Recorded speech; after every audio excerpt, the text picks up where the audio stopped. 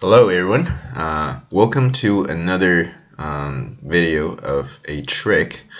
So my trick series is still going on, so don't worry, there's still going to be new tricks coming out all the time. Today we will be looking at a trick from the Taisha Joseki. So first of all, I want to, for those people, for my viewers who don't know what Taisha is, basically it's when white plays a 3-5, and when black approaches at c4, white decides to play this d6. So d6 is the symbolic move for Taisha. And then if you're not familiar with this Taisha, very easy for you to fall into a trap or just fall behind and stuff like that. And then I'm not too sure if you encountered Taisha in your games these days, since AI came out and then Taisha is eliminated. It's no longer the optimal move. I would say still a good move, but it's not optimal anymore, according to AI. But if you have played Go for a couple years, you've definitely encountered Taisha in your games, and it's quite hard to deal with, and I can understand why. Because it really is very complicated. So before I go into the trick, I just wanna give you guys 2 ways to deal with Taisha. Both are very good and very easy to manage. So if you encounter a Taisha in a tournament or in a game, you don't need to panic anymore from this video on, right? So really, like, from now on, you know how to deal with Taisha. You will have absolutely no problem, and the guy who plays Taisha against you might fall behind if he does not play properly. So let's look at 2 ways that we can deal with Taisha.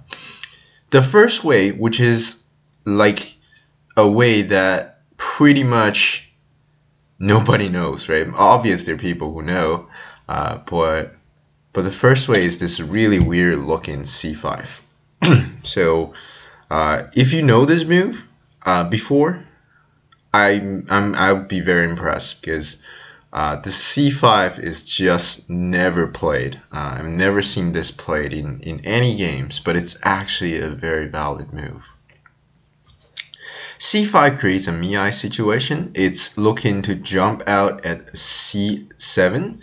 If white tries to block, then we can attach out, and we have no problem over here whatsoever. So white is gonna play no Taisha whatsoever, right? Like if you play it like this, I can block corner, making myself a base, no problem.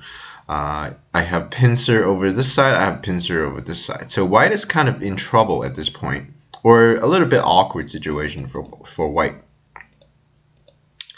So white's correct response encountering this one is to Kosumi and make sure he is all connected, and then black jumps out at c7. Not only gets him out, but also destroys any potential that white has over here, and also the corner is later on black obviously has a very nice kick, right? So if you play, you know, for now play elsewhere, but eventually black might have this kick to secure himself the corner. So I think that's very easy to manage for my viewers against Taisha. And your opponent might be shocked. He is expecting, hey, let's play a Taisha, and then you just say, hey, look, I watched this video from this 6'10" dude, and he's like, you know, you can play this weird move, and then he never seen this, and then he could be like very surprised. Good move to surprise your opponent, and very easy to manage, right? So that's one way to play against a Taisha. The other way, it's a main variation, is for you to Kosumi kick at d5. This is probably the variation that I recommend my viewers the most, because it's so easy to manage, and you feel so comfortable after playing this one, because now you can just make a tiger's mouse. So white doesn't really have any choice, right? Like if you just extend out, black can just come out like this, right? There's nothing to worry about. If you just play out like this, I press all your stones to the third line, and later on you have to worry about my counterattack over this region. So white's correct move is to block, and then black will play the tiger's mouth at c6. White will extend, and the black will curl once more, and when white extend now, black can wedge here at e4. This is an excellent move. White has no choice. He cannot let black come out. And now this is there are two cutting points for white. White is in a bit awkward situation. The AI suggested move is g4, but I mean, what the heck? Like, who is gonna figure out this move without like checking with an AI or me telling you? And it feels really weird. And the purpose is that it mitigates whatever is going on the top, but also makes sure black cannot cut at f3. So it's actually an excellent move. To respond against this move, I mean, honestly, I don't think your opponent will ever play this move unless he really studied this. But black can create a weakness first and then get himself out. There's some territory, yeah, there's some territory. White got some influence, but he has to worry about the f5 stone at some point. So the more normal play that your opponent would probably have is probably connect at f5, which is okay, but it obviously drops white's win rate by a few percentage comparing to g4 because this cut is really really big. And now white does not want to block because after black turns there's a very severe cutting point. Instead, white will play the sente move at h4. This is a sente. If you play anywhere else, white can block, and then this is 3 versus 2. Black is gonna die, so black's best move is to turn at e2 while keeping this leak going on. So at this point, black has, just remember, has about 22 points in the corner, and white has this. But I mean, how is white gonna make use of this outside influence is a big question, and usually outside influence is very, very difficult to manage. So I'd say at this point is a very, very comfortable game for black moving on, and you should definitely play like this, right? Take whatever cash you can get, and then try to mitigate whatever white can do here. And this doesn't look too scary yet because white just does not have supporting stones elsewhere. So we have cash on hand, so we shouldn't be too worried about our position. And this turns out actually to be slightly better for black as well. The reason is that your opponent had to figure out the g4 move, and even if he plays that, he might not necessarily know why this is the best move and why this will keep the game keep his win rate just as high as before. But yeah, most likely this is what's gonna happen, right? This is what's gonna happen in the game, and black is perfectly fine. All right, so I just spent a lot of time not even talking about trick yet, but I think it's definitely worth for my opponent and for my viewers to know how to deal with Taisha, right? Two very simple ways that I'll recap at the end. But today we will jump into the Taisha and then we'll look at the main variation. White's main variation is to wedge at d4. Black will Atari, white will connect. Pretty sure a lot of my viewers have seen this before. When white Ataris, black will extend out. This is the most complicated version. Now the c3 is vital for both sides. White needs to absolutely take it. Black cannot really Atari because white can run, and then there's no point in trying to Atari something you cannot capture, right?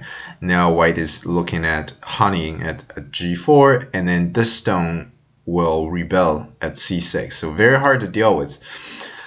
Black's best move is to just patiently turn at c6. White will fix the double Atari, and black will jump out. So today, we'll talk about a trick, but the main move is for white to play g2. Excellent move, gets the corner out, also gain a lot of territory, and then black will jump. And then this is probably like a very old This is super old school, guys. This is like it started probably like before I was born or something. Like this is absolutely like old. But I mean, you wouldn't with AI. AI just not a big fan of this whole thing, right? But today we'll talk about White's trick, that is to jump at G3. So Black obviously has one move, right? Anything else just does not look good, which is to push here. So White will follow up with H4. It looks very weird because there's obviously some weakness going on.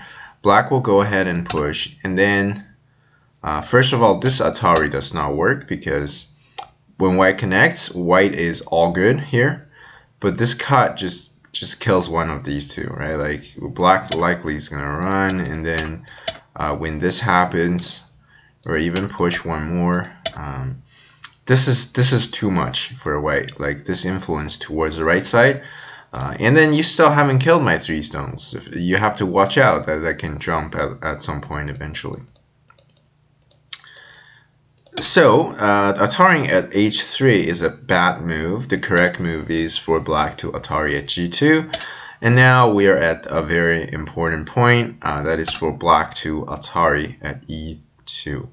Here White will follow up with F1. That's the best move, and that's the trick move. This is setting up a trap and says, hey, Black, do you want to capture these two? Well, obviously that's a trap, because if you actually do that, well, unfortunately, there's going to be this throw in, and then we're going to Atari again, and now White blocks at H2. Looks like, hey, these guys are in danger right after I play B3, but actually White has a Tsuji, that is to turn at C2. When Black follows up, there is the D1 that can kill Black's group, but what is even better is this B1. Looks like it doesn't work, right? Like White has only 2 liberties, but you can try to kill White, but there's absolutely no way. When you play this one, White can connect. And you cannot fill in because I can just capture the entire group. And then obviously you cannot fill in from the other side either. So Black just have to wait for White to play H1 and capture the entire thing. So B1 is an excellent move that kills Black, and this is game over at this point. So that's a huge trap that Black can absolutely not fall into, because then Black everything will die here. So the correct move is for Black to turn at G5. And then White will keep pushing. For the same reason Black cannot do this, right? If you do this, that's just the same story all over again. So Black will keep extending, and White will play D2. And because obviously this is a serious problem. But if White decides to play H2, that's a mistake, because after this, Black can just extend into the corner. This is absolutely huge. And later on, right, let's say whatever you play something else, there is this flip Atari at D1, and then Black can drag this out. And White is only having like 3 points or something over here, so not really acceptable for White. So White's correct move is to protect at D2. So Black cannot get the corner, but no worries, Black can just patiently turn at H6, and this is a favorable game for Black. Reason being that after Black's turn at H6, Black's group is quite strong, and these 3 stones look very heavy, not heavy, but look very weak, and it's very unlikely that he will jump out at E8. What's more important is that at some point, this K2 is potentially a Sente for Black. So even if it looks like White has some influence towards the right, but White really doesn't have influence towards the right because of Black's G2 stone still having 2 liberty, and it's very annoying, right? Even if later on, if you're looking for co-threats, there's things like this that Black can do to White. So very annoying when your opponent has like a stone that is dead, but it's kind of having 2 liberties left, and it's creating Achi for you.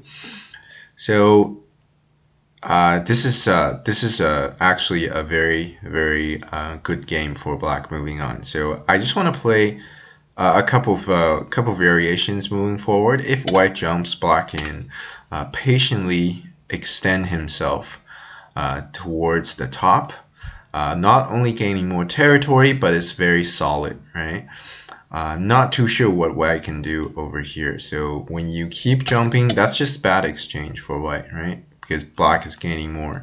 But if you don't exchange, when black jumps out, your group is under attack. So very good move to defend against white's basically rebelling over here.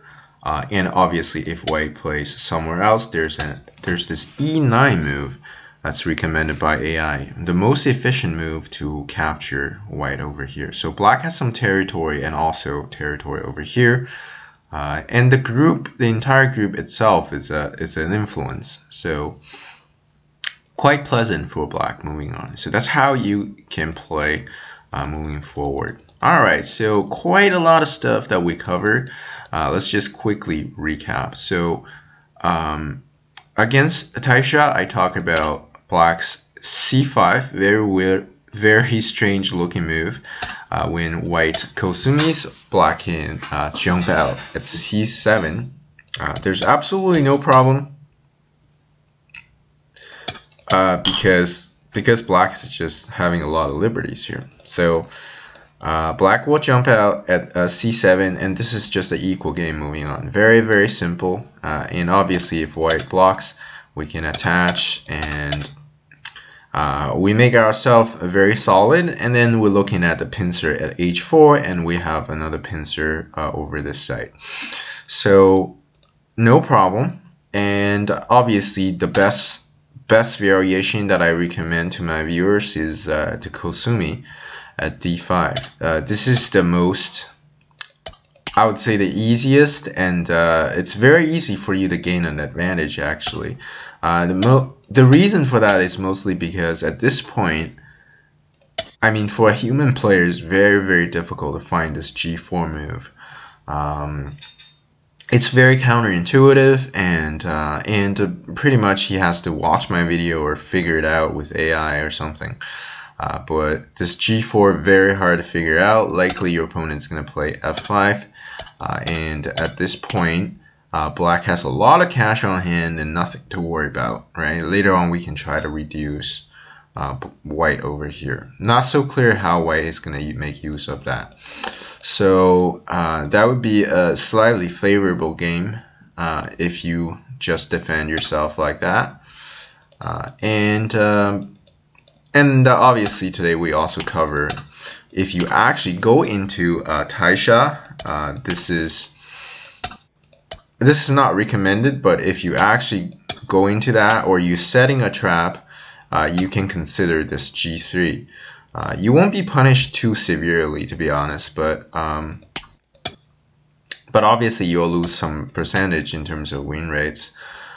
So at this point is for you to extend down, right? Like everything is pretty much forced. When this Atari, white has to connect, this Atari, white has to extend.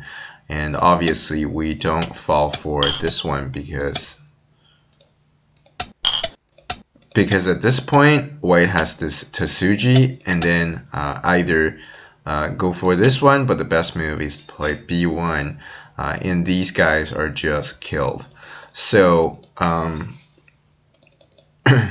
so don't fall for that. That's the only trap that white is looking for, is for you to get greedy and try to kill. But black can just turn. When white pushes, black just keeps going. White cannot push anymore because this becomes a real problem. So white needs to come back and defend, and then black turns here. And what's going to happen is that black obviously can make use of this g2 stone at some point. But to follow up, if white jumps, black patiently defends, and if white tanuki, we can add a move right away to kill white's 3 stones. So absolutely no problem. So this is the this is the trick that we're gonna cover today, and in the next video we will follow up with a trick in the Taisha, because Taisha is so complicated and it's absolutely like a birthplace for tricks and traps. But for now, this is it, and don't forget to like and subscribe to the channel for more videos like this. And thank you very much for watching, and I'll talk to you guys next time.